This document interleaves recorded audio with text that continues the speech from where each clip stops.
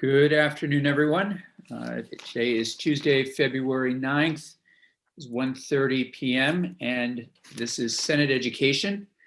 We are going to be spending our afternoon today talking with those who have been working on behalf of our students around an issue that is a top priority for the legislature this year, and that is how do we address any kind of possible student deficit in this post-COVID world. We all know where things are at. Schools are, some have hybrid models happening, others are back full time. We know that some aren't in at all. We know that this model has been with us now for just about a year, and it is something that we have had, for lack of a better expression, there have been people who've been sort of okay with it, and then we have some people that are some young people who are going to really have some real deficits and need some assistance going forward. So that is what we're going to be talking about, and we have dedicated a good part of today to do that. For committee members and others that are following our work, I think a couple of points that are also worth making, just looking at the schedule ahead. Tomorrow we are hearing from the McClure Foundation as we kind of continue our work around how to give greater access to students in need and of interest in higher education, trying to break down some of those financial barriers.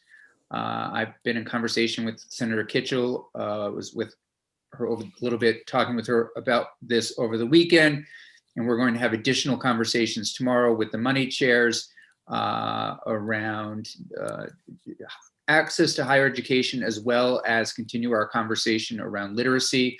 I want to thank Senator Perchlik and two of our guests from last week to spend some time today working on the issue of literacy, and I suspect we'll move forward with a new draft on related to that issue. And I know that the chair of appropriations and other senators are also interested in working with us to address this. The other thing I want to mention, because I know senators are probably receiving emails about the weighting study. I have a meeting tomorrow morning with Senator Ballin and Senator Cummings. I think really this is something that I know that this committee looked at last year. It ended up in finance, and then the pandemic hit and finance was not able to take it up. But it really is a tax bill, and so it will end up in finance. And I think what I'm really interested in doing is just getting an understanding from the corner office and from Senator Cummings and even our House counterparts, where everybody stands on this. What I don't want is an academic exercise where this committee spends a couple of weeks on an issue and then we know it's not going to make it through the additional stages as it, in the legislature, either this year or next year. So I just want to make sure that we're all on the same page. To me, bottom line is it seems like a good bill worth considering, but I do think we need to somewhat clear the way and get a sense of what our colleagues in Senate Finance are interested in taking up and when. And that's true for our House counterparts. So those are a few updates. I want to thank our guests who have been meeting outside of the chamber, as in a way we all have, but all of you have been particularly outside of the chamber, meeting with one another, looking at this issue of a post-COVID world for our youngest Vermonters. So with that, unless I see immediate questions, why don't we move to, let me start by Mr. Fannin. You were the one who helped orchestrate these conversations. I'm wondering if there's anything you want to say, and if you want to tee up the first guest, whatever you'd like to do. So thank you, Senator Campion. Thanks for reaching out originally and engaging me in this. I did get everybody together and then, but better minds than mine. Oh, one second. Senator Perchlik, did you have a question? No, you didn't. Okay. Okay, sorry. Okay. Then Better Minds and mine took it from there. So we're going to lead with Dave Younce is going to talk with us first and outline it, and the presidents are all going to weigh in, and the rest of us are here to contribute in any way possible. But it was a group effort, and I want to thank all of them for participating and getting us here today. And it's just a first step, I'll say that, and there's a lot more steps to come. So with that, I'll turn it over to Dave Younce. Thank you very much. Well, Mr. Vannon, before you do that, would you did I frame it properly? Is that really how you took this charge on? Really looking at what it's going to be like for students come this summer after having spent roughly, a year in a variety of different educational settings? As you'll see in the principles we've got, the idea is I think we looked at this a little bit more long-term, not just the summer, that we're still in the middle of a pandemic. We're not through it yet, sadly. There's work for all of us to do. But, I think the priority first for everybody is to get through the pandemic. And there are a lot of unknowns, and we had the conversation this morning, the group did, and we still don't know a lot. I mean, it's significant. And these questions are not insignificant as we start to move ahead. And so the principles that we've outlined are designed to sort of move us along, but also make us aware that it's not just the summer, it's beyond. Mm-hmm. Yeah. And hopefully we get beyond the pandemic. I mean, I'm hopeful, but I don't know. And I'm not a epidemiologist by any stretch. We're just simple educators who wanted to educate kids, all of us. Right. And you certainly, you all have a ground level view, or connected to a ground level view more than the legislature is. So I'm sure that this is going to be a good conversation around, what you're seeing, what you're not seeing, and how to help our students. Yeah. Thank you. Thank you. With that, Senator Campion, is it okay if I begin? Yes, please. Thank you. Thank you. And thanks to Jeff Fannin for that introduction. Thanks to our senators, the committee, for the work you do. What you value is what we value, and we're grateful to have the opportunity to work with you on that. Just so you know, I was chosen because they told me I had a face for radio. They didn't contemplate that we'd be on YouTube. So unfortunately, you're stuck with me as the MC for our portion of this event. Ideally, I'd like to work through process and principles that we came up with. And as I work through each of those, I will pause and redirect to some of my colleagues who will have some additional comments. And we would love to take any questions that you have after we've gone through all the information that we are hoping to share with you. Jeff Fannin mentioned a collaborative process. I think it's important to note just in this moment that the four organizations that we represent the Vermont NEA, the VPA, VSA, and the School Boards Association, we all support doing everything we can to take care of our kids. We all support doing everything we can to take care of our faculty and staff and our communities. And you know that you see us in this context, sometimes separate from each other. I would suggest that the four of our organizations coming together to you to present something that we've worked on collaboratively in an iterative process it's meaningful to me. And I hope that there is some gravity that the folks that are here talking to you today, that does represent some good thought and some good planning. We are definitely cognizant of the priorities that we have heard clearly stated from Dan French, the Secretary of Education, addressing the mental health needs of members of the school community, emphasizing re-engagement of students and their families, including addressing things like chronic truancy, and supporting academic success and achievement. And Senator Campion, to your question, the wonder, or the open-ended question of what will the after effects of the pandemic be, is something that is on our minds collectively very consistently. I would suggest, though, that our work together was in some ways fueled by concern that as doers, all of us are leaders and all of us like to get things done, that there might be a tendency among us to just try to create something to fix it. And what we realize is we don't yet fully know what needs to be fixed, and whatever does need to be fixed won't be a short-term fix. So the principles that we're going to share are really what we see as kind of the foundation or the bedrock of what our planning and thinking and potentially legislation needs to be moving forward. So again, I'll go through these for the committee, and I'll pause to redirect to some of my colleagues in order to hear what they have to say as well. Our first key guiding principle is one that is critical, and it's about equity. We do believe that every student needs to receive the resources and the educational opportunities that they need in order to learn and thrive. And I do know that my colleague with the Vermont NEA, Don Tinney, has a few thoughts to share on that concept for you.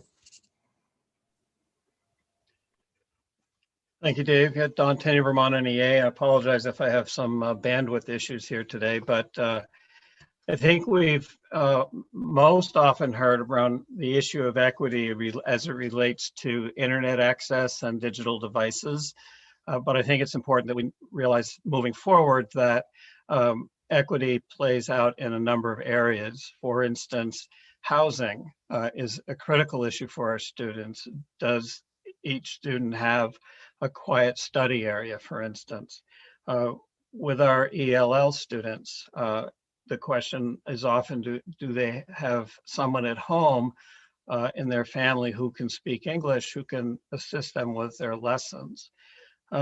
We've seen, as you've heard from a number of folks over the recent months, around the issues of food insecurity. One of the things that became very clear in the pandemic is how important, critically important, schools are in providing proper nutrition for the children and youth of Vermont. So as we move forward, we need to continue to look at that as we consider how we provide universal school meals to every child. I think one of the areas where equity is of critical importance, and it became very clear in the pandemic, is transportation. Without safe, reliable school transportation for every student, we cannot assure that all students have equal access to our education. An example of this really is as my colleagues will appreciate, is the activity bus, right? We call it the activity bus, which is the bus that brings students home from their afternoon activities or early evening activities, whether that be sports practices or drama. If a school does not provide an activity bus, then those students who can't afford their own private transportation, or from families that can't provide that transportation, they cannot participate in those after-school activities. So that one element, that activity bus, is critical to providing an equitable education for all students. In terms of equity, we also need to talk about not just social equity, but racial equity. And one of the most unfortunate aspects of the pandemic and this time period is, been the results or the reactions to the murder of George Floyd. So we need to pay particular attention to the social emotional needs of our BIPOC students who have experienced a trauma that few of us can understand as they've witnessed the events that have unfolded in recent months.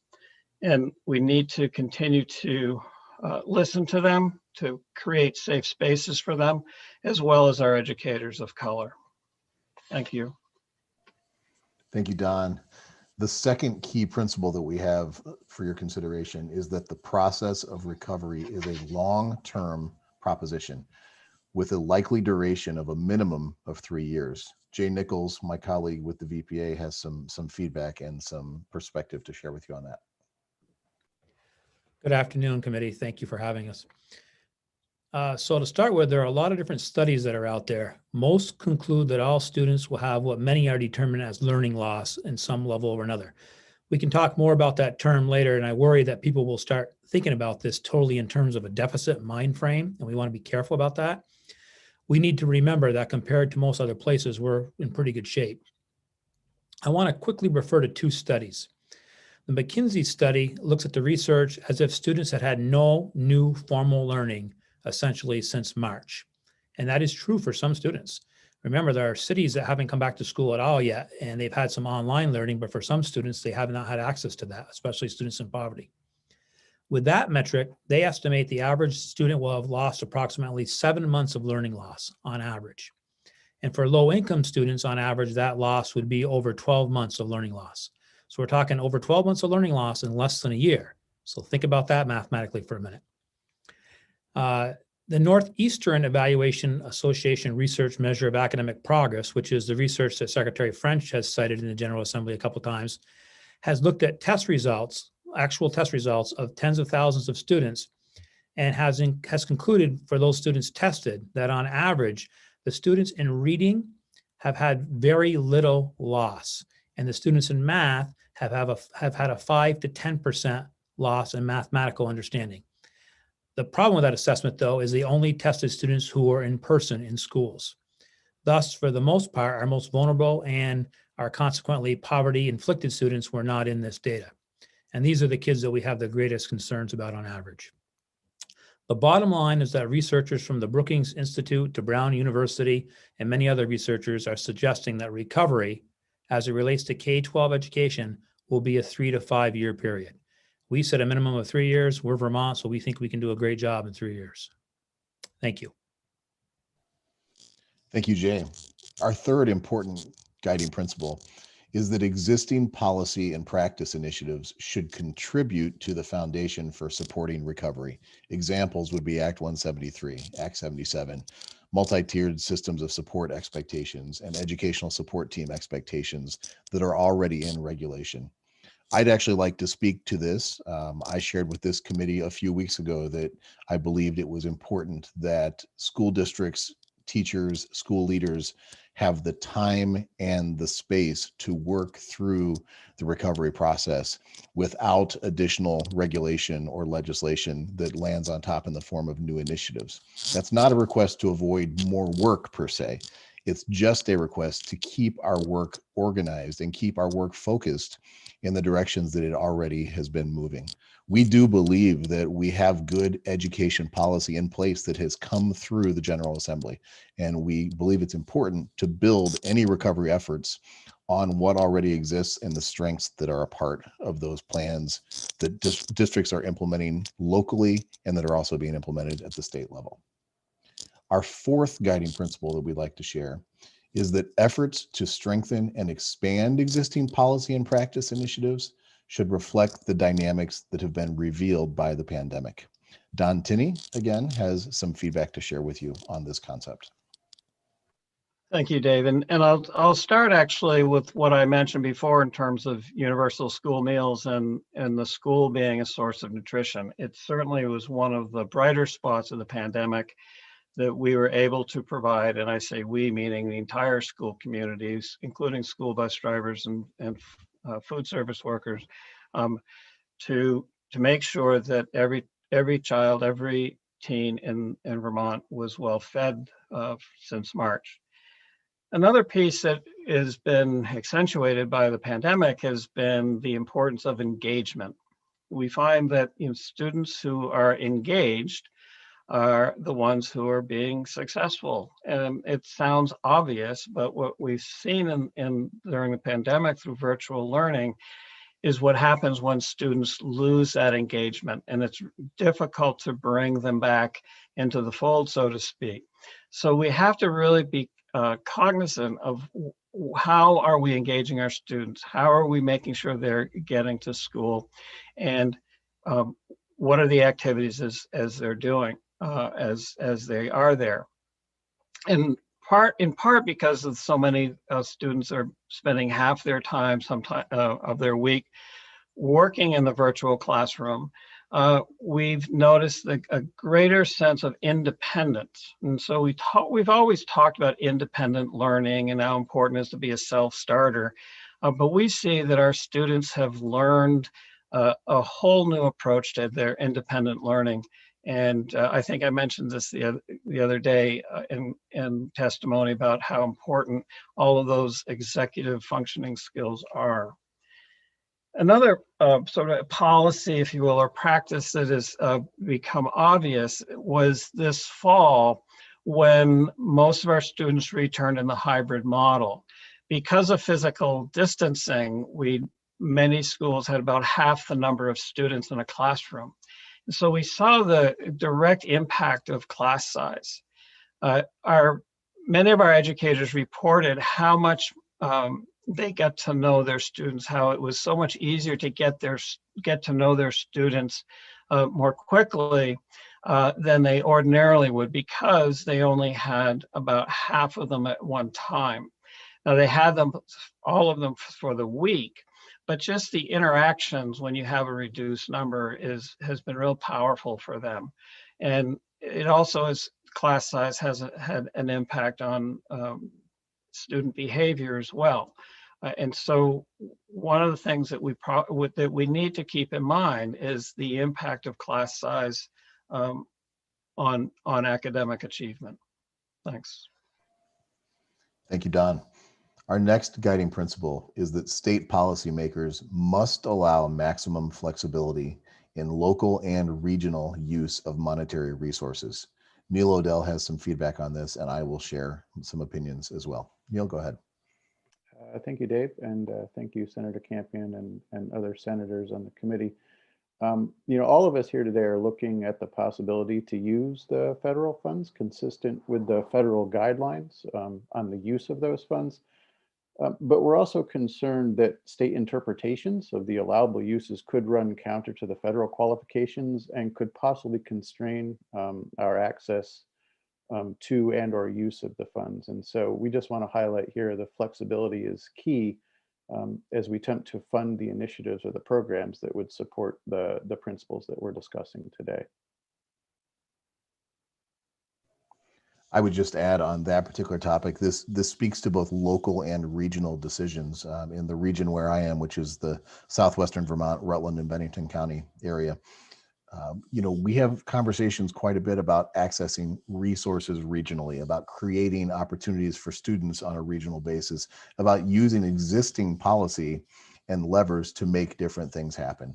And our ability to do so can be constrained by the flexibility that's afforded with any funding that we might experience. So I'm not ready to yet say that there's a silver lining about funding that may come through the recovery process, but there may be a silver lining with funding that comes through the recovery process, in that local school districts and regional groups may be able to develop new concepts, new ways of serving students, as long as there's appropriate flexibility baked in. If it's overly restrictive, we will face more challenges and not be able to take some of those new steps that might be on the horizon. Next guiding principle we'd like to share is that districts should engage with their school communities and keep them informed of their work related to the recovery process. And Neil Odell will share some more on this. Thank you, Dave. I think this just highlights the role that school boards play in local communities as at the liaison between the school district and the community, and the importance that we make sure that we maintain a dialogue between the two, not only so that school boards and districts can understand from their communities what it is that they need and what they're looking for, but also for schools to share the initiatives that are going on, to let folks know that the issues are being addressed and that we are working on these topics. Thank you, Neil. The next guiding principle we'd like to share is that sufficient time, resources, and support must be provided for students who need to demonstrate a specific level of academic attainment in order to graduate or to be promoted to the next grade level. Bob Tebow from the VPA and Don Tinney have some feedback to share on this.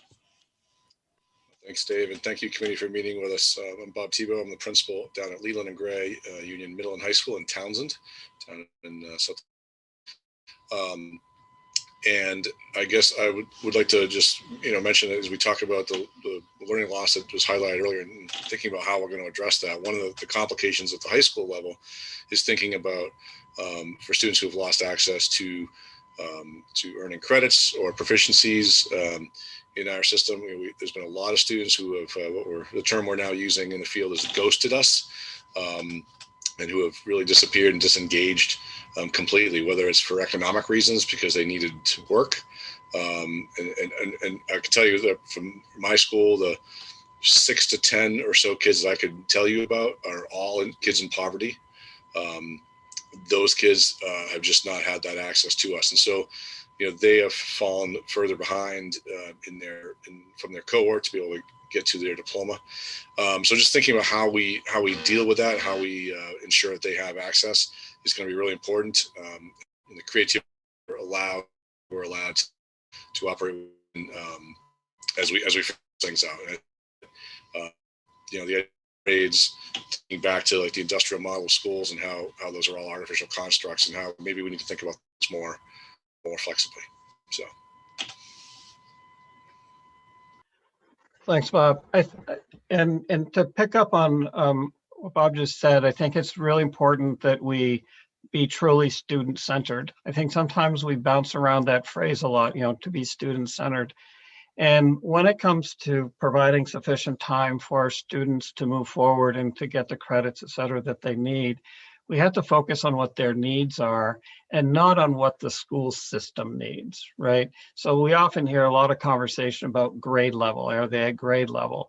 Well, we're not born with any sort of biological grade level system within us. And, so I think what's so important is that educators have an opportunity to really assess where students are and what do they need to move forward? What do they need what are those standards or those skills that they need to acquire on their schedule, and not on some artificial school system schedule.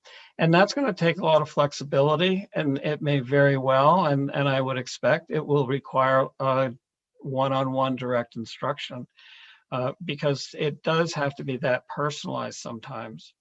And I think we have to remember that there are different paths of demonstrating one's achievement or level of mastery. And the pandemic has led us to see the value of having multiple pathways, the value of having alternative assessments, and the value of truly personalizing education for our students. And I would like to just piggyback on the concepts that Bob and Don just shared with you, because I think about the fact that, we do have some high school graduation ceremonies, whatever form they will take, that are coming up in about 4 months. And we will, as schools, be faced with an early decision point in the recovery process when there will guaranteed be students who have missed things that they needed to experience during the course of this pandemic, and students for whom graduation may be called into question, or at least graduation on the time schedule that we normally prescribe for that. We all know that Act 77, as Don alluded, has created the concept of flexible pathways. It's created the reality that students can acquire proficiency in different ways. However, we haven't ever really truly been tested on that. What happens when someone might not have what's required? We may have a whole new set of decisions to make. And when that time comes, it will be really critical that time, resources, and support, that we are able to provide those things in a way that's logical and makes sense and takes care of students and prepares them for that next step as they go into their adulthood. So very important to us. Next guiding principle that we'd like to share is that a core emphasis should be on reestablishing the community of school and reconnecting every student to that community. And once again, we will hear from Bob and Don. Thanks. So, obviously, as Vermont is primarily, I can tell you that we actually today is our day 2 of being live in person again. We've been remote since March until Monday. So I've spent a lot of time, that had to do with airflow and HVAC units and that kind of stuff. I spent a lot of time this fall, in particular, visiting homes and trying to re-engage kids. And one of the things I can tell you is that, particularly in places where there's pockets of no broadband, or in high poverty areas and high rural areas, these students have been incredibly isolated. Some I visited, I was telling Jay this morning about a student I visited who literally lives in a tar covered shack. He has no hot water. He's got a wood stove for heat, and certainly no internet, and in the middle of the woods on the top of a hill. And it's a story I suspect would probably play itself out over a lot of our communities in Vermont. So this guy who's been alone, and he also happens to be a special needs student, has been remarkably isolated. His parent that he lives with works long hours, and he's by himself with no real connection to the outside world, the inability to zoom into classrooms in the fall, and has been really, really disengaged. It's kids like this and kids who aren't that bad off as well. It's really important that we're re-engaging them in the school community and welcoming them back, and thinking about how we do that in creative ways. How Act 77 can assist with that, and just thinking about that being an integral part of these kids' lives. Living in isolation, in poverty, and that's about half of my student body, coming back into the building, and what that means for us. So those are the kinds of stories that we see on a daily basis with kids. Thanks, Bob. And I think we often talk about school as a learning community. And as we move forward, I think we need to be talking about school as a healing community as well. As Bob pointed out, we do have important, valuable work to do. And one of our main objectives, just as Bob talked about, our truly main objectives should be to reestablish our school communities. Our students and families have experienced the isolation, the loneliness, and the fear in the last few months, and including sadness, because many of them have lost so much.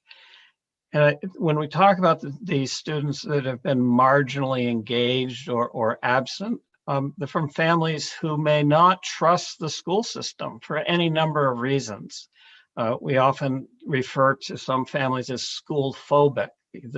They may have had negative experiences as youths, and they don't want to come into school. Those are the folks who really try hard to bring into parent conferences, and you wonder how come they never are there.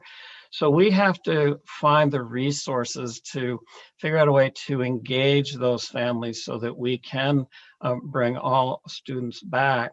Because as the fear continues to go up and that isolation continues to goes up, it sort of intensifies the suspicion of the system. And, we've done, as I mentioned to other committees, we've done a lot of work with Dave Melnick over the summer, who's helped us with our social emotional learning and our approach to trauma sensitive practices. And he's pointed out to us that the common trauma symptoms we're seeing in our students and their families, and that is to detach, to numb themselves, and to disassociate. So all of those things as symptoms of trauma are going to be working against us, against our educators as they're bringing folks back. So we definitely need to focus and figure out how do we reestablish this community, the learning community, the healing community, to get reconnected and reacquainted. Thanks. Thank you, Don and Bob. You've heard the saying, saving the best for last, and I would suggest that we are saving perhaps our most critical guiding principle for last.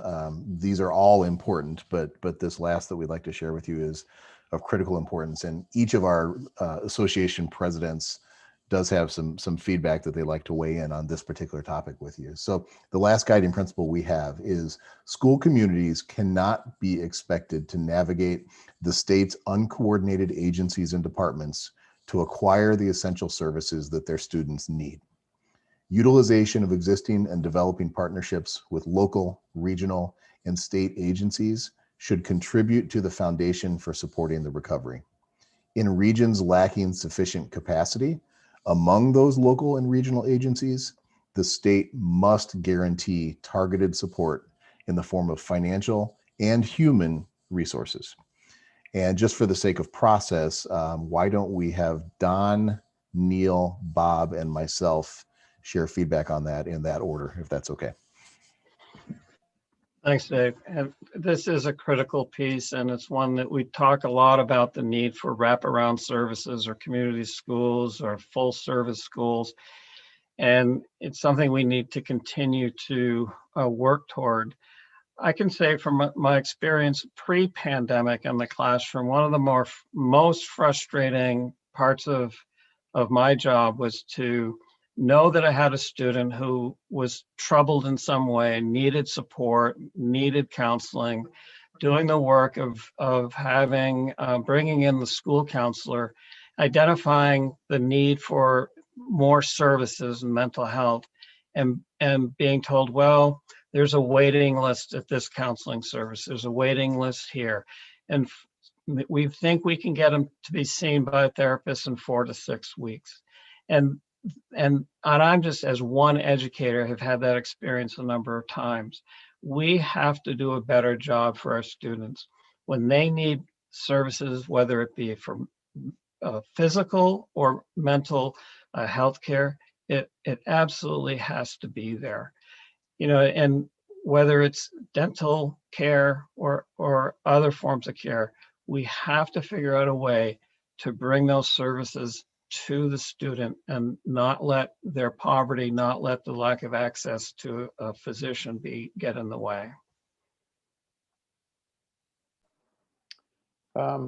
So I'll chime in and just let you know, I kind of look at these principles as a little bit of an equity sandwich. We started out with equity as the first principle.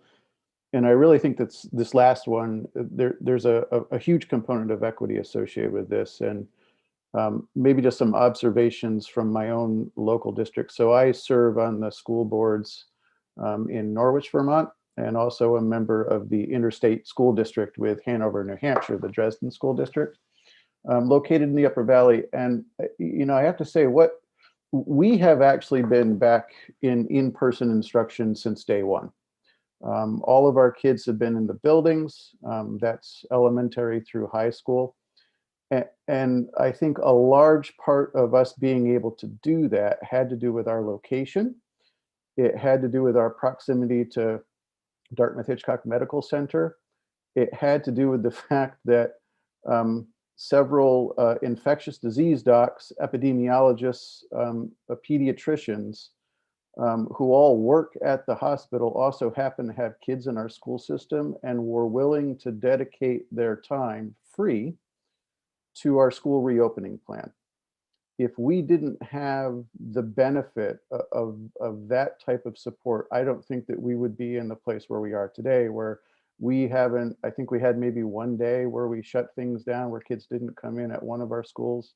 We've had, I think, less than 7 positive cases in our buildings, and we've managed to keep things open for in-person instruction since day one. And I think that was just because of where we live and the resources that we have available to us, which I acknowledge are not available to schools across the state. It's just a reality. The other point that I would add too is a lot of us have heard about the mental health issues that have been coupled with this. And what we have found here in the Upper Valley is that while resources are constrained in that area, and I think a lot of areas could use additional mental health professionals, you actually can get it in the Upper Valley if you've got the money to afford it. It's incredibly expensive, but for those folks that are well off and have the resources, the mental health counseling is available. Unfortunately, for those people that can't afford it, they are looking at a wait list, or it's just not available at all. And so that's why I look at this final principle as a piece of the equity sandwich that we've sort of, I think, delivered today. Thank you. Yeah, I think, coming in a rural area, not being in a hub. Bob, you're sort of in and out. Yeah, my internet is shaky for some reason. Okay, that's better. It's a little better. All right.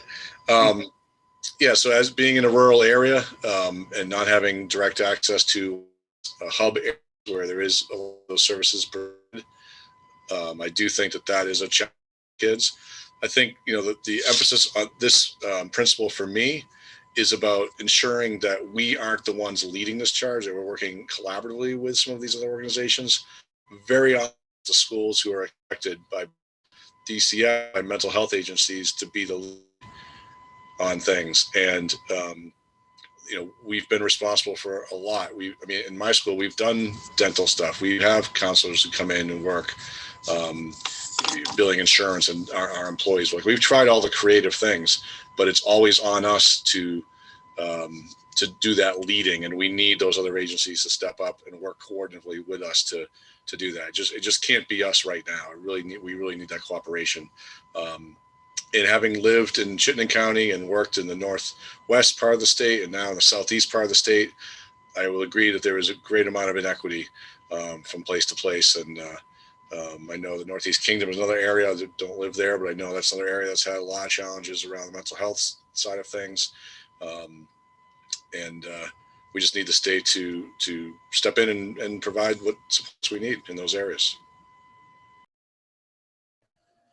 I'd finally like to add a focus on social, emotional, and mental health for students, and give just a local example for you. So a year ago, just prior to the pandemic, my local district, we approved a budget that had funding included for 3 additional new school counselors in the budget. We had a lot of good conversation at the board level. We felt that it was appropriate. There were some increases in the budget that would account for that, some tax increases that went along with that. That budget passed and we were feeling great. As we all know, the pandemic hit.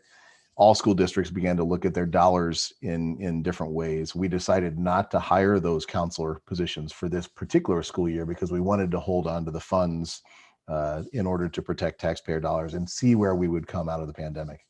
For the current budget development year that will be voted on town meeting day, we've added 2 of those counselor positions back in. They're still incredibly important.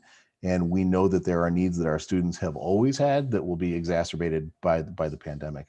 Because of some internal just turnover, I actually will have 3 school counselor postings that will go out hopefully after town meeting day. I share this with you because even though I'm going to have 3 postings that will go out for fantastic school counselor jobs, I'll be thrilled if we find 1.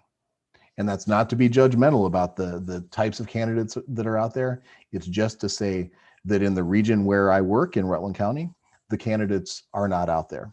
Senator Hooker and Senator Terenzini know the area well, also know that, in terms of what Rutland Mental Health is able to offer, they are an organization that works hard to help us navigate what we need to navigate. But lack of available personnel or turnover with available personnel create significant challenges.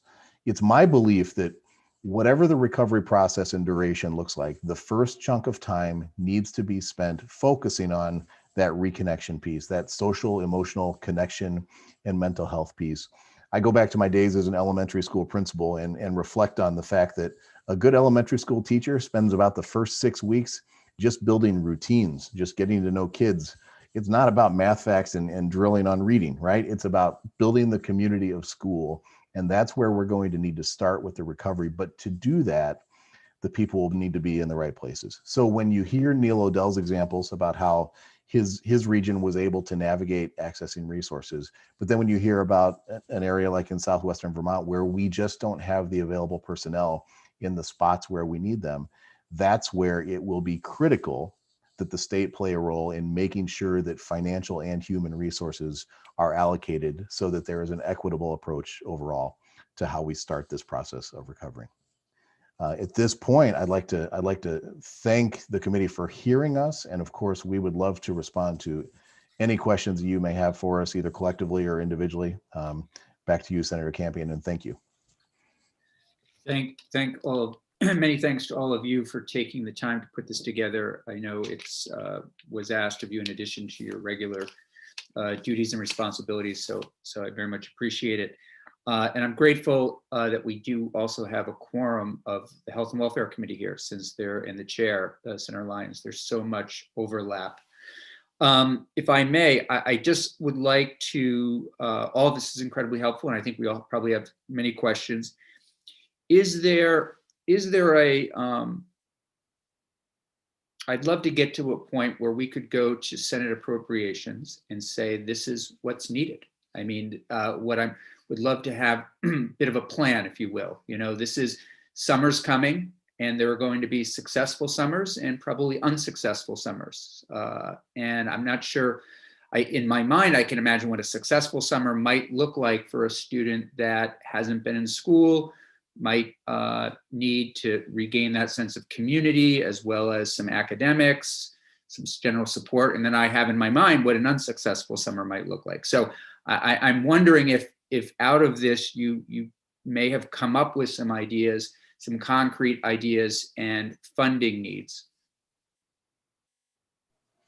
Senator Campion, I think I'll start with a pessimistic response, and then I'll let one of my colleagues jump in with perhaps a more optimistic view. Great. One of the real challenges to answering the question that you just asked is what we still don't know. You know, so as a superintendent responsible for leading the district, things I need to know, such as when will we be out of the pandemic? Mm-hmm. When will teachers and school faculty and staff be vaccinated to the capacity that we can re-engage full bore in our schools? When will our students all be back into a school environment that looks more like what we're historically used to?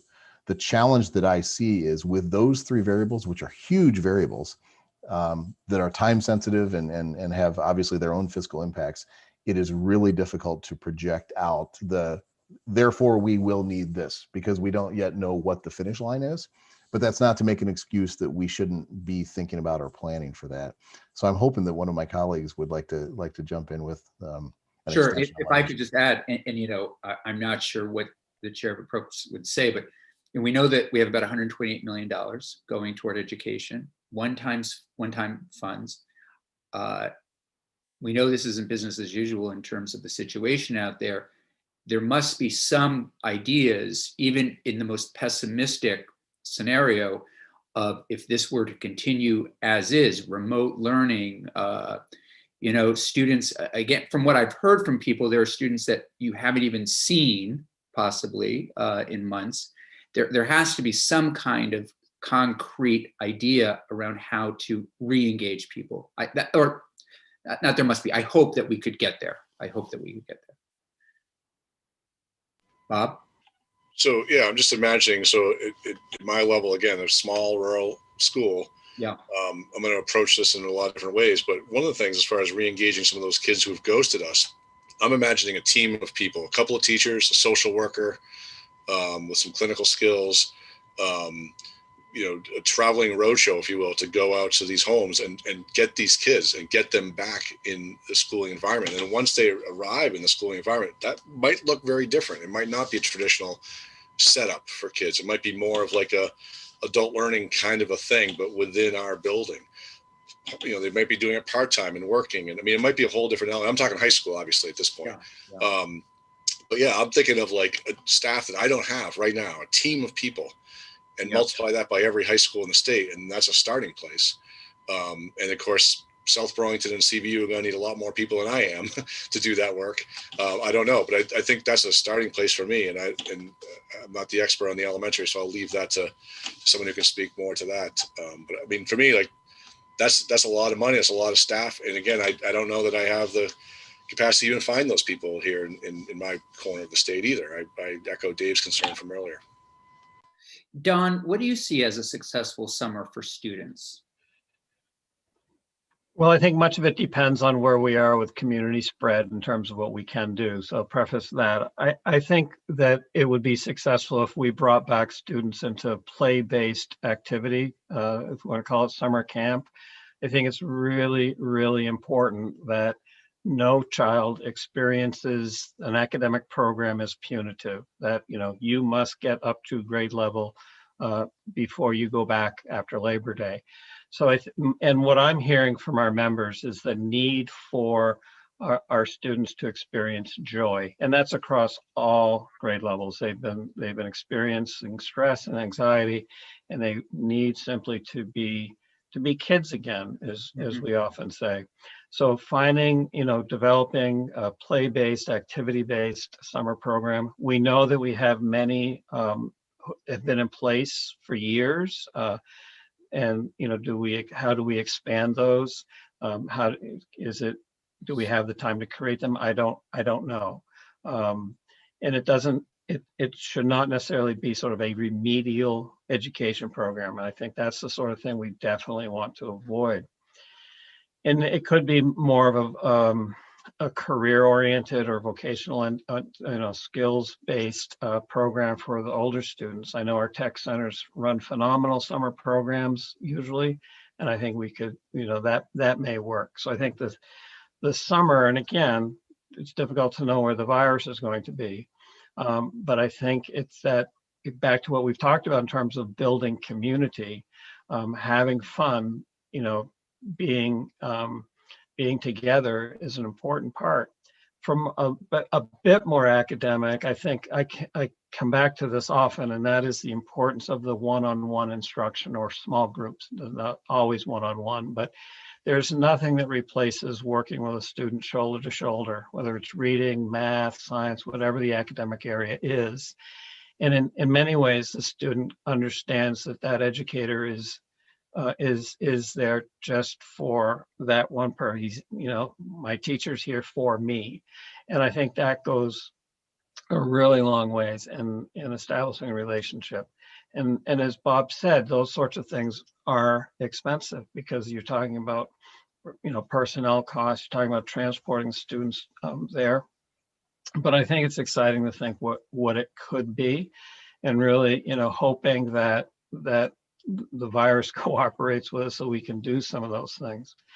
I think the other piece of the summer needs to be how are we all going to go back when we go back in a full-time setting, and what needs to happen in terms of our workforce in returning community.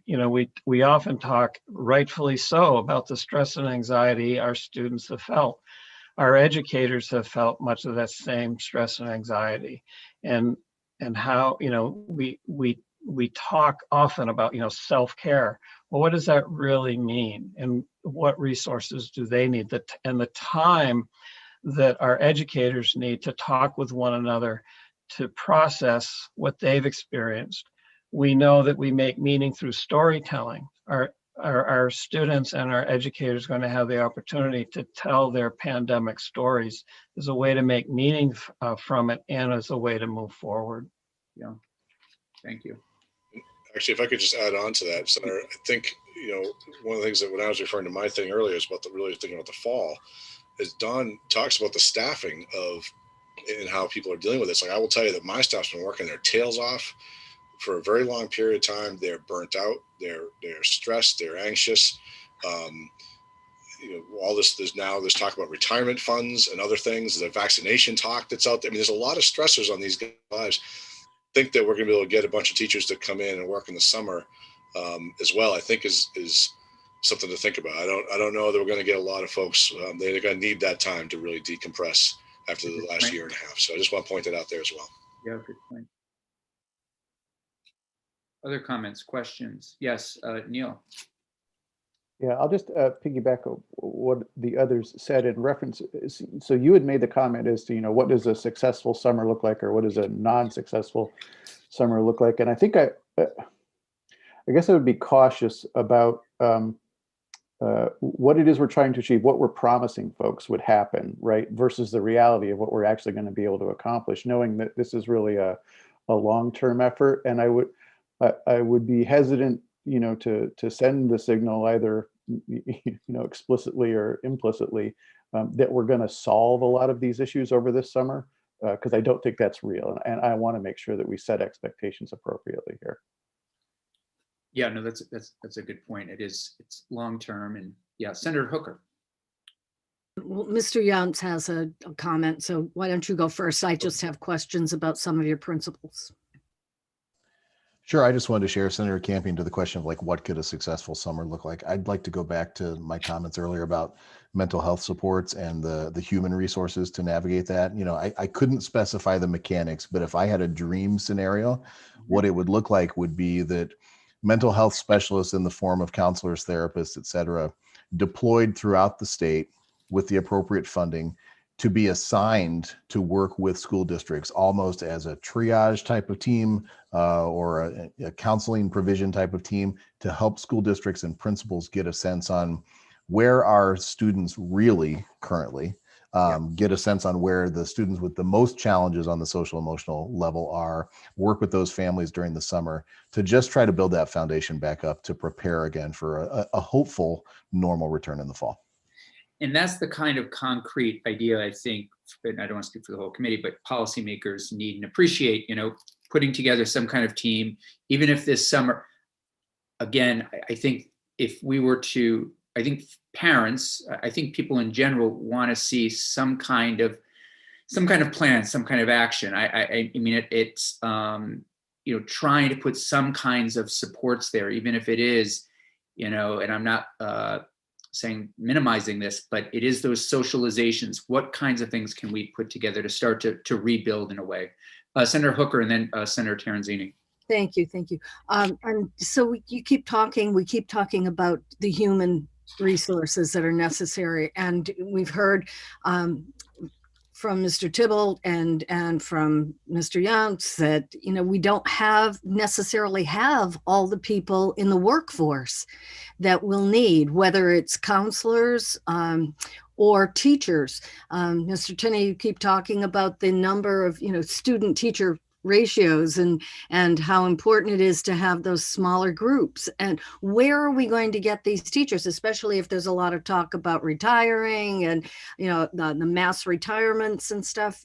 So I'm looking for recommendations on how to attract that type of workforce. And then just one other comment with your sixth point, your sixth guiding principle about keeping the community engaged. I'm afraid that once, God willing, the pandemic is over, people are just going to kind of forget that, oh, well, we've had this terrible situation, and they're not going to know what the schools are trying to do and how this process has to have time to work itself out. So your comments about keeping the community engaged are really paramount to letting them know that school may not look the same, and we're working on it. But going back to my other question, do you have any recommendations on how we can attract people to the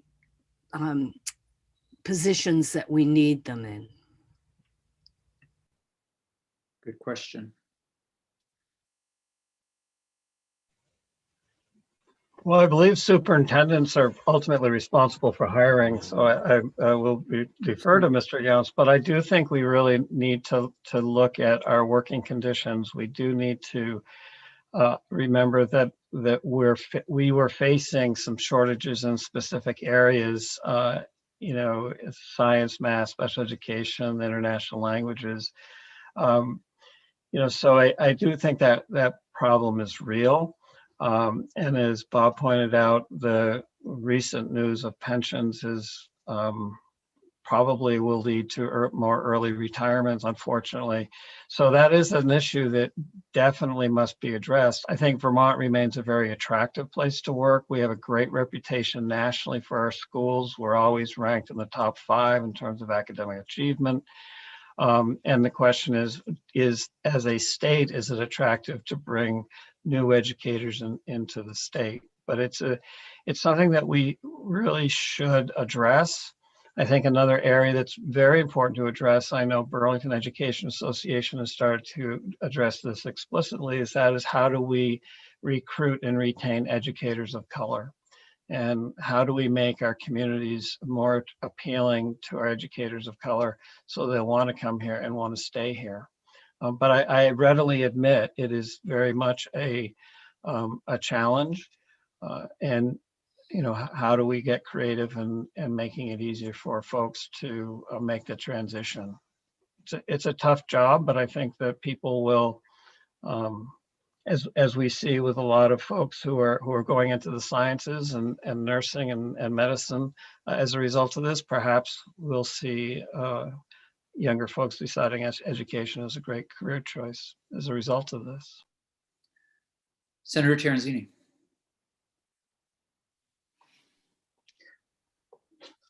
Thank you, Senator Campion. I also turned my screen a different way, so you don't see my arm as much today when I turn off the mic. So Up to the challenge. I just wanted to thank, I think this has been really healthy and good discussion to the panelists. I've said it many times now, I'm the father of 4, 2 of which are in elementary school now. And I have a 3rd grader who my wife and I lose sleep about at night, thinking about what this virus has robbed from her 3rd grade education. As great as the school that my children go to is, and as great as technology is, and as great as the teacher that my 3rd grader has that I had in 5th grade, there's nothing like being in the classroom with your friends and learning and eating in the cafeteria and so on. So the mental health component of this is something that I think about a lot, because I don't think that we even realize yet what type of emotional trauma that some of these students have faced over the last 11 months is.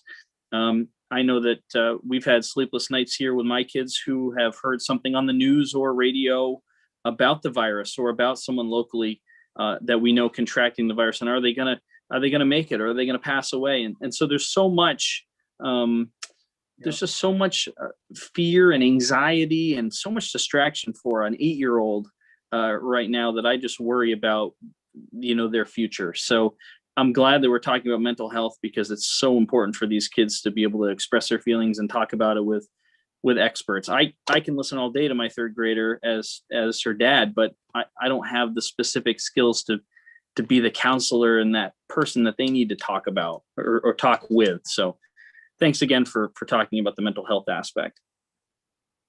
And before I turn it over to Senator Lyons, I just want to add to that. I wonder if there is some kind of strategy there. In other words, how do we educate parents? How do we tell parents, very few of whom are mental health professionals, here are signs, here are signals, here are things that you should be looking for, here are strategies to help you during the summer, and to help to get your children ready for next year, whether it's, again, everything from socialization.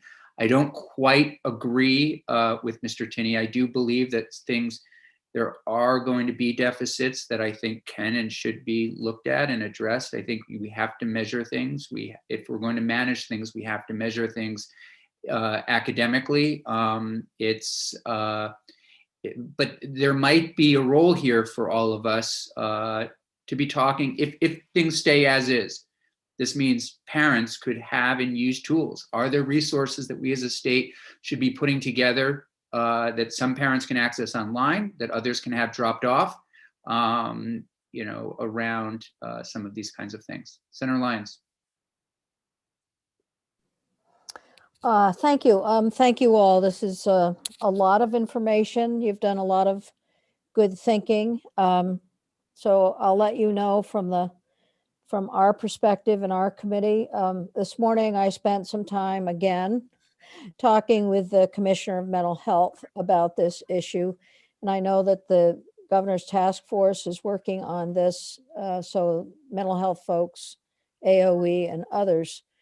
And it'll be interesting to see if there's any commonality in the recommendations that they make with yours. I've also been spending time talking with, I don't know if you know who Louis First, our pediatrician at the UVMMC, and just talking about how primary care, kids' primary care, and mental health supports can work together with schools to make a difference. And there's a strong interest in making that happen. So, but you really do raise some critical questions about our system doesn't have we don't have the right system in place to accomplish the goals. If I think about kids and the stresses that those kids are under, that we're all under, I mean, there's no question we're each under a significant stressor or set of stressors as a result of the pandemic. Everyone needs to have something, some support, some talking through. We all need about a 4-week vacation. That would be my first recommendation. Everybody gets the month of August off. I'm serious. Okay. You don't think I'm serious, but I am quite serious. I think that people need a break. They need an opportunity to be out and doing something different.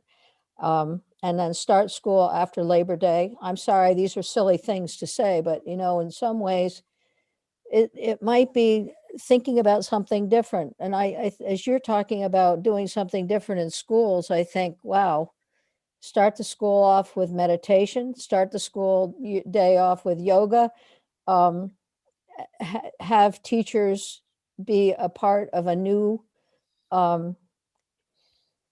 development program that enables teachers to understand all those warning signs that Senator Campion is talking about, and then to work with parents. There's a lot of opportunity, I think, here to build a stronger system that is trauma resilient. And I said crazy things, but I do want to go to your third bullet and your last bullet.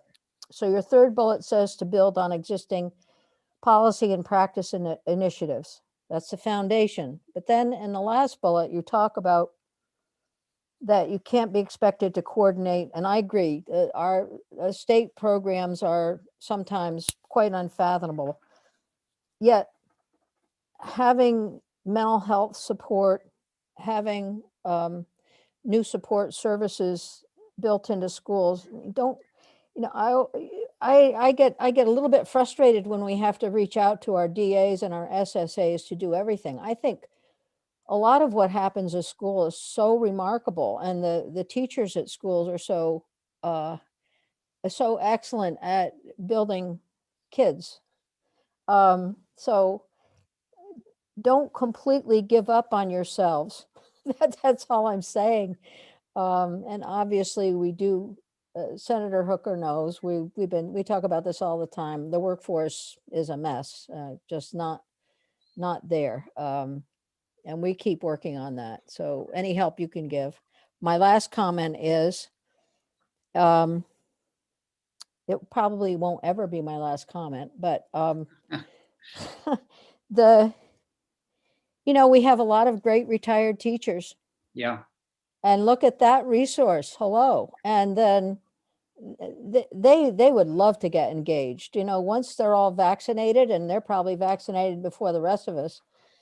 And then, so I call it a little teacher corps, right? So you get all those wonderful retired teachers engaged and helping and loving children. We might see something neat. So a new set of volunteers. I'm just throwing out some thoughts, but I do think an integrated system needs to be in place. And I'm voting for a full month off with pay and no school until after Labor Day. So We look forward to seeing that bill. Mr. Thiebaud. Yeah, I just want to respond to a couple things that I heard. So going back, actually, for Senator Campion, to you first, the idea about educating parents, I think, is a really great idea. I want to just issue sort of one of those classic warnings. Like I don't know that would be school responsibility. I wonder if that would be a DCF responsibility.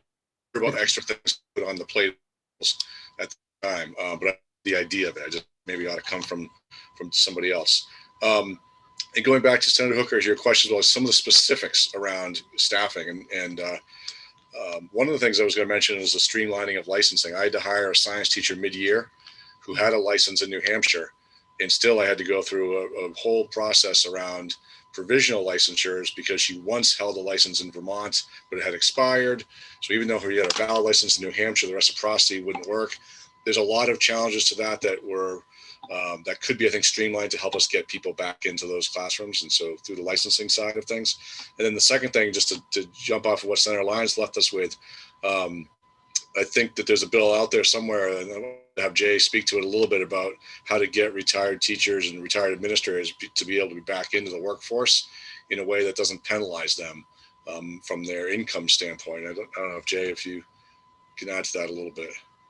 Sure. There's no bill that I'm aware of, but we wrote a proposed bill a couple of years ago. And in light of the retirement system we're in now, that should get some consideration. I believe I shared it with this committee when I first met with you, but I can send you another copy of it if you don't have it. I've also shared it with Health Ed. And essentially what would happen is a teacher who has already retired, is fully vested and fully retired, could come out of retirement, get the regular teacher's pay for that year, and still get his or her retirement. And they would pay into the retirement system at the same time. So what happens right now is we hire long-term subs from other states, or we hire people off the street and they work for 30 days with no license, and then they have to leave and another person comes in for 30 days, and then another person comes in for 30 days. So to me, that would be a common sense approach to try to address this. There's no cost to retirement system because we would have them pay in. And the caveat would be they could only work 1 year in the same position.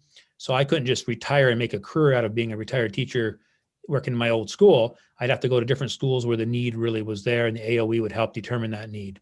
I'd be glad to send you folks all copies of that. I get a copy of it sitting on my desk behind me. And to me, it's a no-brainer. Do it for 3 years while we recover.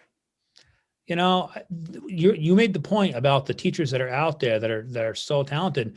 A lot of them are just like, you know, I can't do it. I'd like to do a long-term sub for 1 year and cover this first grade teacher who's out on maternity, but I can only make so much money and then I lose my retirement.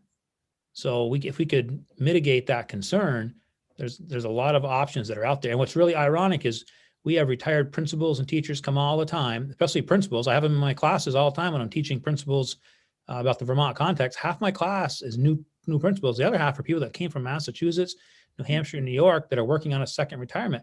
They get their full retirement and they're making their full pay here. You know, we could do something real simple so that Vermont educators could do that and fill those needs, those districts where we can't find a superintendent or we can't find a principal or we can't find a special ed teacher. You know, we could easily do that and not hurt the system. And we could even make those people pay a higher percentage on their payroll tax towards retirement if we wanted to. I mean, there's a lot of options that are there. I also know when New York City was going through a teacher shortage, not sure when exactly, but I can forward this.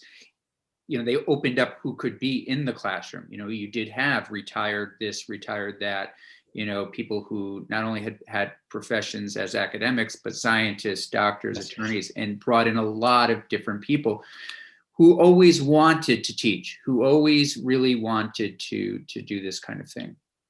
So good point. Mr. Younts, did you have something to say? Yes, I did. Thank you. I just wanted to respond to a few things I heard and actually share just a couple personal examples. First, Senator Lyons, your August idea. I'm going to go to my board right after this meeting and say Senator Lyons said so. So going to see if we can get that wheel turning. You're going to get me in trouble. I'll probably get me in trouble first, so don't worry about That's that. Senator Hooker, you made a couple really key points. You know, the personnel dilemma is the struggle, and we're talking right now about possible solutions. I do want to highlight, I think we all understand this, not to be critical of the situation, but the pension dilemma is a big dilemma. Personal example, I came to Vermont mid-career. I'm fully vested in another state, obviously plan to vest here in Vermont. If I were looking to come to Vermont right now, in this moment, as an experienced teacher, experienced administrator, et cetera, seeing the dynamics of the pension question and knowing that that's going to have to be solved somehow, I would not make that move. And that is very, very concerning. You know, the concept of retaining people that we currently have and attracting people from outside. We all love living here because this state is what it is, but some of the other details do have to line up in order for that decision to be made by someone. And to echo Don Tinney's remarks about focusing on school employees and teachers of color, not only attracting, but retaining, creating a culture where this is a safe place for people who are not from here and do not look like everyone on this particular call to come and teach is something that we need to pay significant attention to locally and as a state. And then finally, Senator Terenzini, just wanted to respond. You shared the challenge of your third grade daughter, and I just want to build on that. So I have two sons. One is a sophomore at UVM. The other is a senior in high school currently. And my senior in high school, we were having a conversation a few weeks ago, and he was asking questions about the end of the school year. Luckily, he's got a dad who knows a little bit about how the school year is playing out. But he verbalized to me as he was questioning graduation, he said, you know, Dad, I've just become accustomed to expecting to be disappointed. And that struck me. First, like, wow, you don't want to hear a 16-year-old kid say that. And then it struck me, wow, it's interesting that he's got that perspective on the world. You know, we all have to learn in life that life is not always fair. Things don't always work out the way we want them to. And we have to have the resolve to push through that. So the challenges that we know kids are seeing, there may be some resourcefulness on the other side of that pays dividends. But to get back to a point I made earlier, first focus on mental health, triaging what the needs are and where they are, and being able to identify like, hey, Dave Younce's kid, you know, Dave's got that. They're squared away, but this student over here is struggling, and we want to make sure that we get the right supports, resources, education in place. You know, just focusing in that way, I think, would serve really positive dividends over time. Senator Terenzini.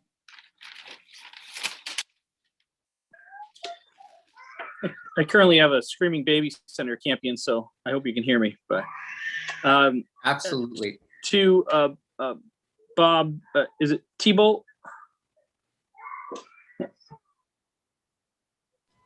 Tebow, yeah, close T-Bolt, enough. thank you.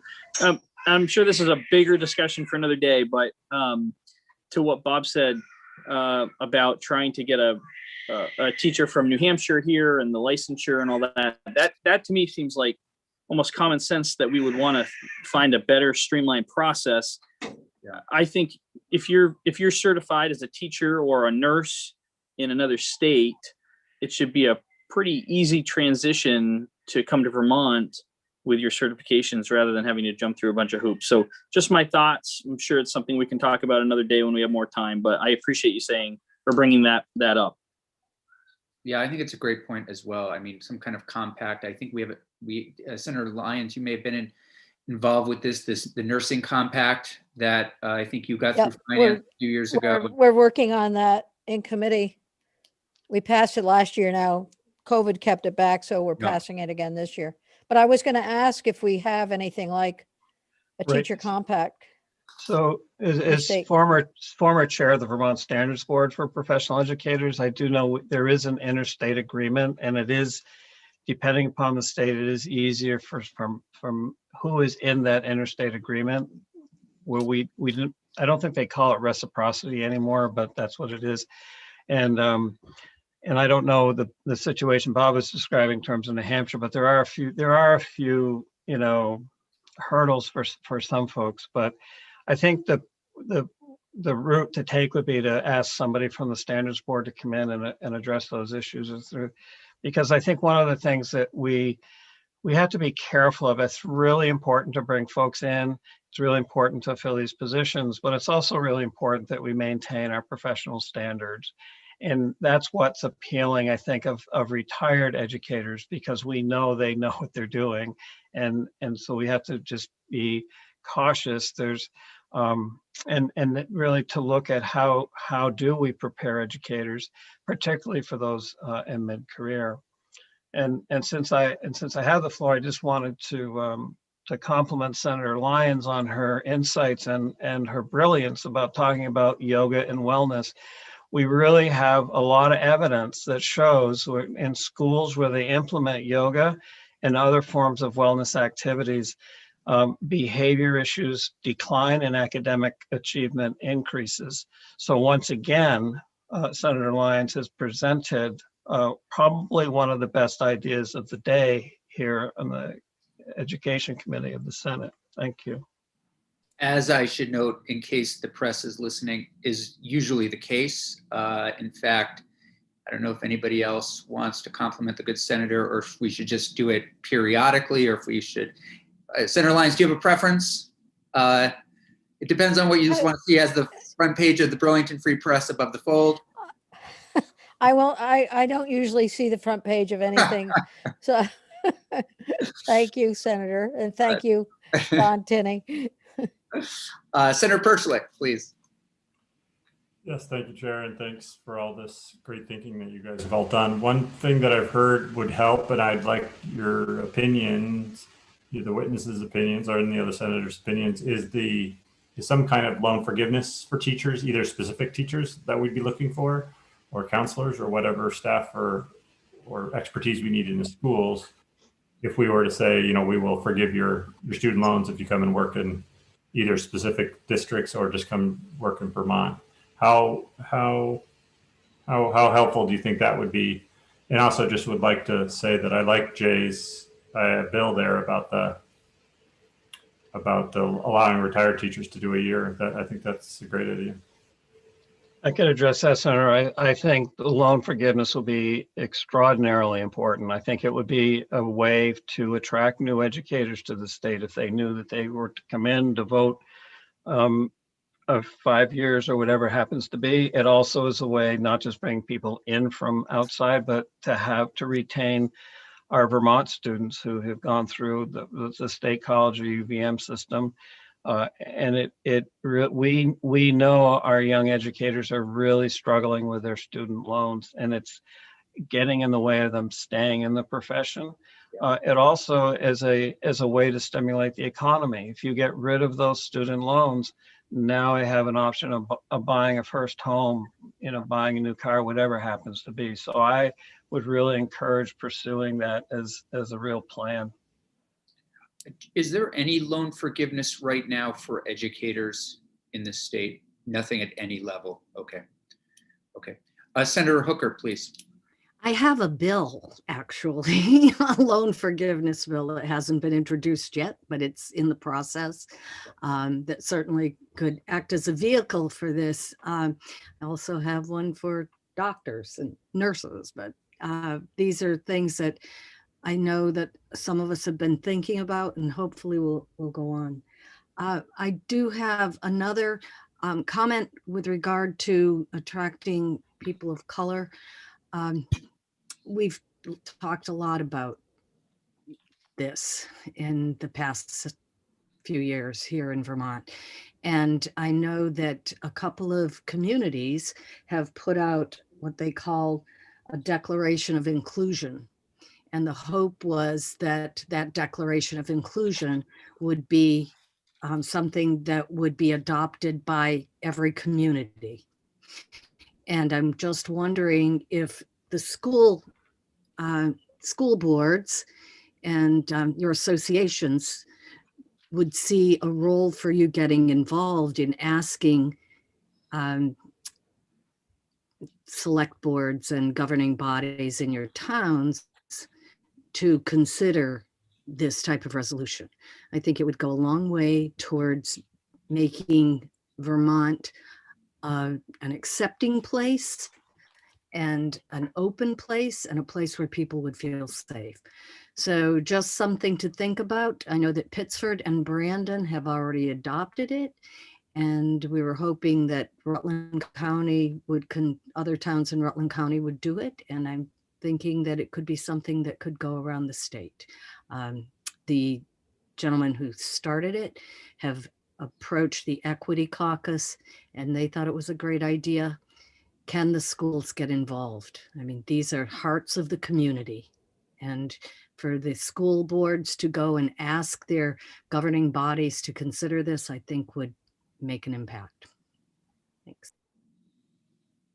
Mr. Younts. Thank you. First, Senator Hooker, to your question. I think that philosophically what you bring up for many of us as educators and school leaders makes absolute sense. I would want to express that based on some of the things I've seen during the course of this particular year, that could be a divisive topic in various communities. And I would have some concerns about how that might play out in different places and whether that could actually be detrimental in the long run to what would be attempted to be accomplished with the effort. So fully behind that conceptually, but I think there's some strategy that needs to go into that. Thanks for bringing that up, though. And I appreciate the idea that there should be strategy, and certainly a conversation, a discussion in the community would be something. But just thinking that if the schools were behind it, if the school boards showed that they had an interest in it, then it might be something that would move forward. You bet. And if you don't mind, Senator Campion, you might be the right person to ask this. You had mentioned earlier just about the funding that is available and what the General Assembly needs to look at in terms of how that will be distributed. Do you have any sense on what that distribution looks like in general in terms of how the funds break down and what is theoretically targeted to local districts as opposed to state agency, et cetera? I mean, someone on this call may know more. I hate to misspeak. So we are having a meeting tomorrow at noon. I know the chairs of ed as well as the money chairs to sort of better understand that. And how we, might use these funds. And it sounds to me, what I'm bringing there so far is, there, and please add or subtract from this, but the idea of loan forgiveness, the need for families to, when I think of the things that I want to make certain that we are working to prevent, during the summer, hunger, depression, are there, we want to make certain that students, young people are safe. We don't want is there a need for an increase in suicide awareness? How do we make sure that we start to address some kinds of academic deficits? What are the kinds of things that we should be telling parents to look for, signs and signals of these kinds of things, as well as what a summer might look like, and what kind of investment would that take from Agency of Education, DCF, school districts, et cetera. So those are, and certainly licensure, and I think making it more streamlined and perhaps opening the door more to teachers, people that want to teach. So those are some of the things that I'm going to mention tomorrow, just broadly, and I think this committee will continue to have this conversation. But I guess I'm looking for all of you again, what's missing. I don't want us to look back and say, hey, as much as we possibly can, gosh, that post, and we don't even know if it's going to be post-pandemic summer, it would have been great to do these other kinds of things. And I'm just asking us all to kind of think as much as we can about what we're afraid what we should be putting out there on the table for funding needs and options. Neil, you had your hand up, and then Jay. Yep, and just briefly to go back, I know that Senator Hooker had asked about whether or not the School Boards Association was possibly working with other select boards and such regarding educator workforce diversity. While I'm not familiar with the specific items that you were talking to, I just want to let you know that we have, as a VSBA board, have engaged in equity training. And we do have one member of our group who has actually worked with a group of New England counterparts on a educator workforce diversity program. And so we are looking at those areas and do intend to fold those into the broader equity work that the SBA is engaged in at the moment. Regarding the, one of the difficulties I think that we have when you ask the question, how much is this going to take? I do know, unfortunately, a lot of us on the school boards are just finishing up our budgeting process and getting stuff ready for town meetings. So we haven't had a lot of opportunity to think beyond just getting our budgets ready for next year. So we haven't had the opportunity to really dig and have those discussions about what it's going to take yet. Yeah, good point. Jay? Yeah. Just a couple things. One, the mention about loan forgiveness. There is a program, a federal program, that some of our teachers in the state of Vermont do get some relief from. I don't know if it's just for special education, and it's only for working in high poverty districts. And the reason I know that is my son's a special ed teacher, and he's teaching in Missisquoi, and it's a high poverty district, and he's been able to write off quite a few loans because he's a special education teacher there. And before that, he worked in Richford, another poor district. And then in terms of things to think about, Senator Campion, you've talked a lot about the academic part, and I know you understand that social, emotional, mental health part has to come before and with that, but that we still need to think about the academic part. The most effective strategy we have to help students academically is high quality in-person tutoring. So that's where using college kids, having high school kids tutor elementary kids, high school kids that really know what they're doing, tutoring elementary kids, having retired teachers come in to work directly with kids who have learning gaps in instruction, having teachers, regular teachers that are already teaching, work with kids in the summer, after school, enrichment type camps. Those are all high leverage strategies on the academic end. Great. Senator Lyons mentioned it, and in a way we were, we talked about it a little bit, but again, back to what families can do, and is there a way, to talk to families about meditation, about yoga, about just getting their kids outside, just that constant, and these are some of the questions that AOE and DCF, I think, could work with Senator Lyons' committee and this committee around, again, what we might do for children, during the summer. Mr. Francis, you have been in this work for a long time, and you have always, my experience has been, you've always had good ideas. I'm wondering if you have any thoughts on any of this. Well, I participated in the development of those principles. And the point I'd like to make is those principles are as much for us as they are for you. Those are going to be disseminated to our membership. so that they see what the guiding principles are. And the second thing I would add is that the variability in the systems across the state really does necessitate the opportunity for a lot of flexibility. Yeah. So we're waiting to see what the agency comes forward with regard to their direction. But local communities are going to need to respond to these principles, and most significantly, the children in those communities, in ways that they can do it in a focused, deliberate way ASAP. Yeah.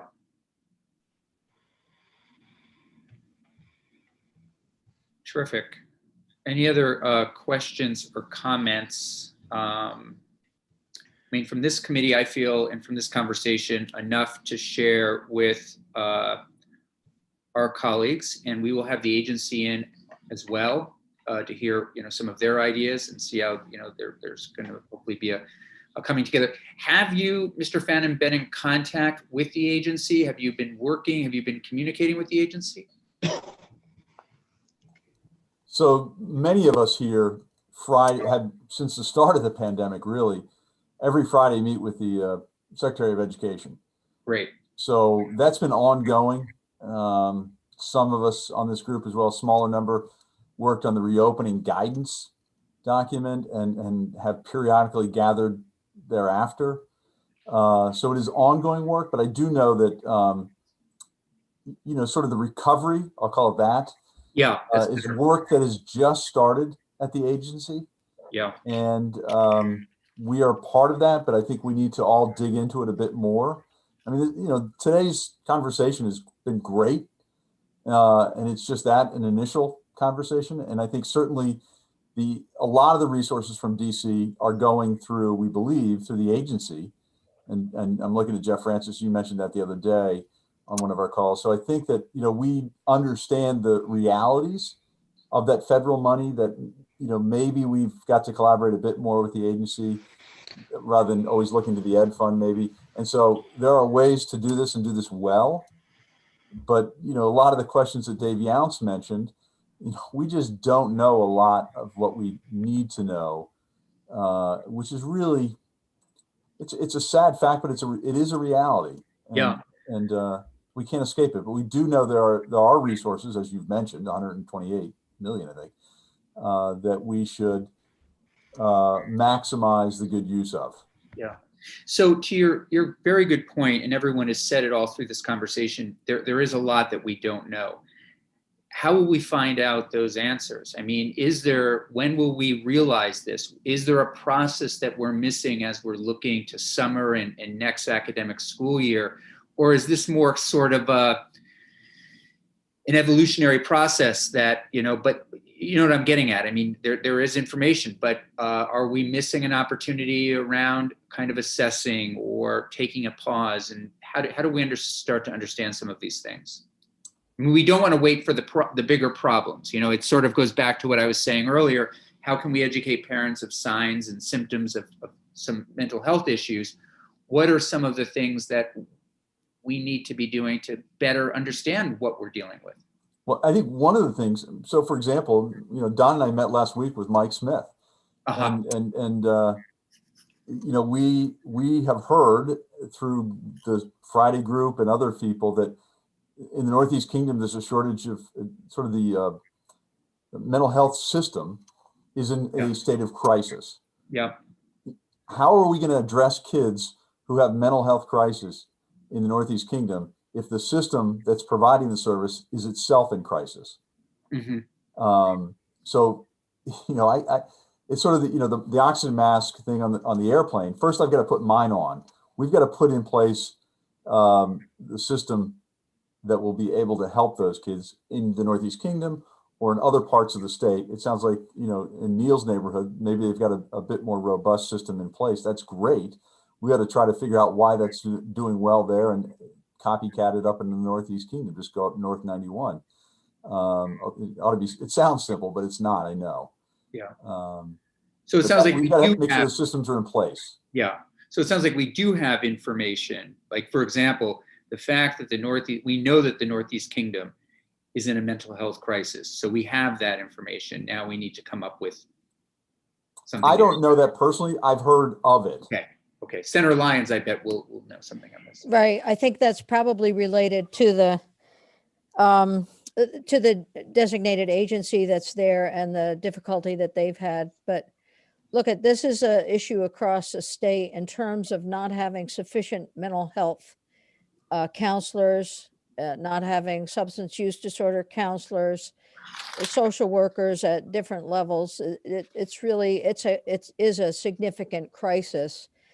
And then coupling that with low pay and high turnover, and it gets even more concerning. So, I mean, you've really identified a key issue, which is why, you know,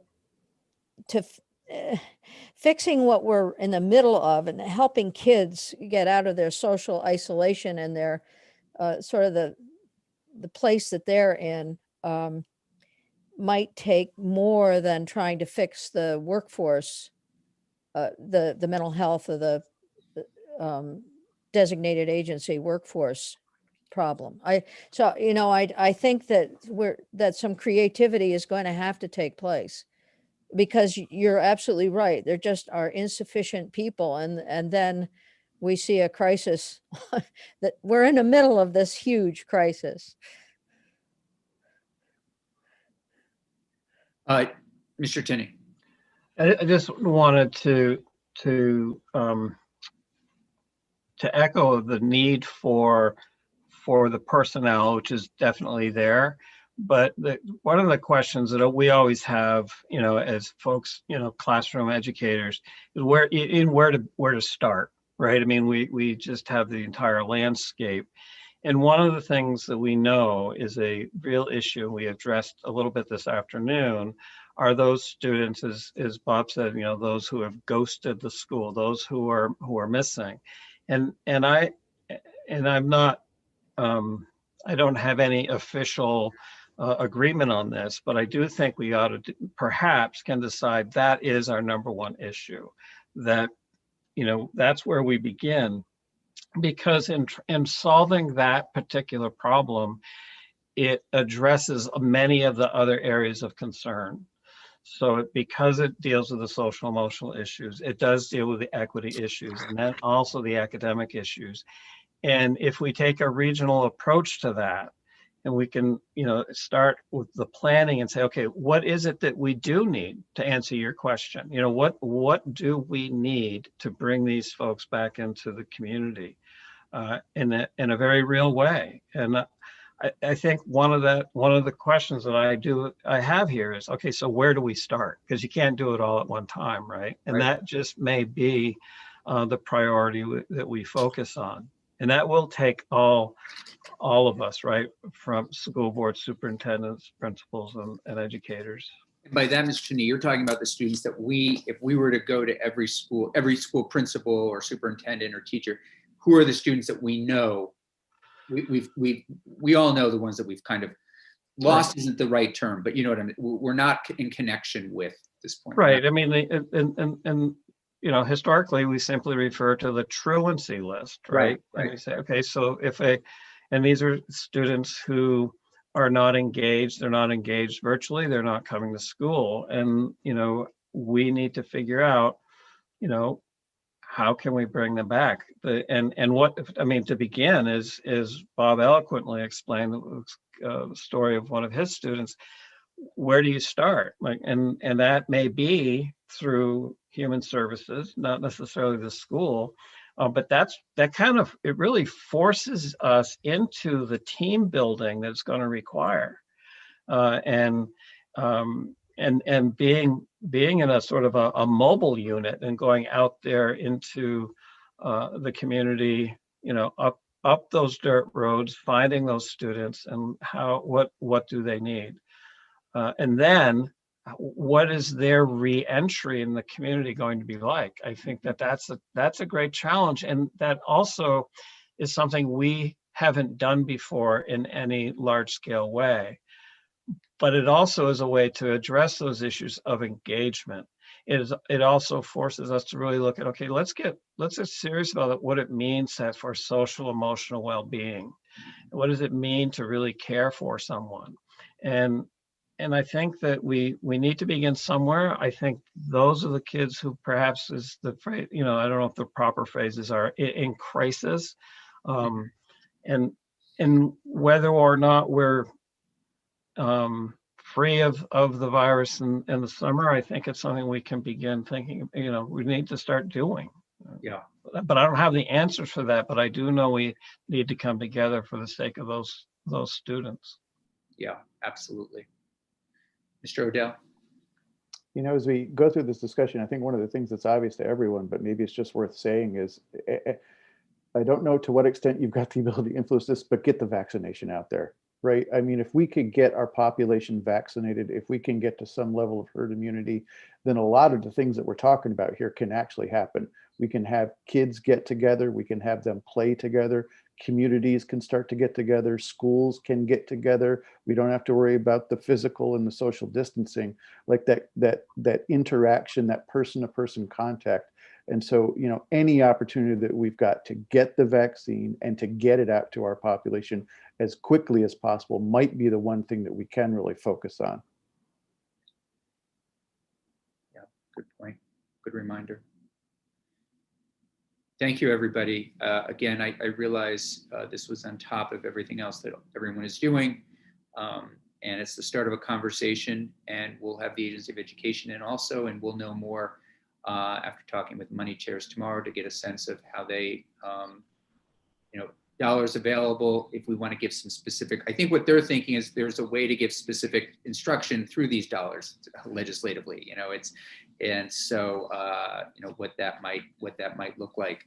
But back to Mr. Van, I would just say, in terms of we don't know, and I know we've all struggled with this a little bit, but it seems just at a quick search, a lot of people are out there assessing throughout the United States what the problem is and what we might be facing. And so I don't think we need to reinvent the wheel on some of these things. I think researchers from every graduate school to physicians, everybody's is really starting to hone in more and more. So I would say, another thing that could be helpful to us is, is helping us to curate some of this research, get it to us, some of the ideas from it, because it's happening. People are identifying what a post-COVID world might look like. Please go ahead. So I agree that there's starting to be, as Jay pointed out, a couple academic research papers coming out on this, but I would also just caution us that there are a lot of private entities, and they're probably well-intentioned, but there's a lot of federal money out there in the education world, and they are ready, willing, and wanting to access that federal money. And I'm not saying they're not trying to do good work, but I just want us to caution that I get hit with a lot of emails, and I'm not even, in a place where I can contract with an entity to provide service to a school, but I'm in an education world. And so I don't know how they get my email address, but I get a lot of emails from companies saying, I can teach your kids, I can educate, I can. Sure, absolutely. And I think we all know, in this meeting that there are reliable sources out there and unreliable, people or organizations that we've looked to historically that have provided either, CSG, National Council of State Legislatures, what they are putting out around a post-COVID world and what educators are going to need to be dealing with. I think that's reliable. And I think my point is, I think I agree. We're still kind of figuring it out, but we don't have to reinvent the wheel. Other people are with us, and some states are a little bit ahead of us as being, answering that question. This is what we're going to be dealing with. And I just think we have to keep reminding ourselves and partnering with other states and organizations that we trust as we move forward. That's fair enough. Yeah. Again, I can't thank you all enough. Look forward to continuing this work together. It's we've been at it now for quite a while. Committee, we're going to take a 15-minute break, and I should let you know that we have a new policy, and that is, I guess when we are Jeannie will be kind of shutting us down, if you will. We won't be live streaming, and then we'll be coming back up. But still, stay on your computer screens. Everyone else, you're welcome. I know, Mr. Nichols, you're going to stick with us for a little bit and just talk about literacy, which we'll do for a little while. And everyone else, again, our most sincere gratitude, and look forward to continuing our work together. Thank you. Thank you very much.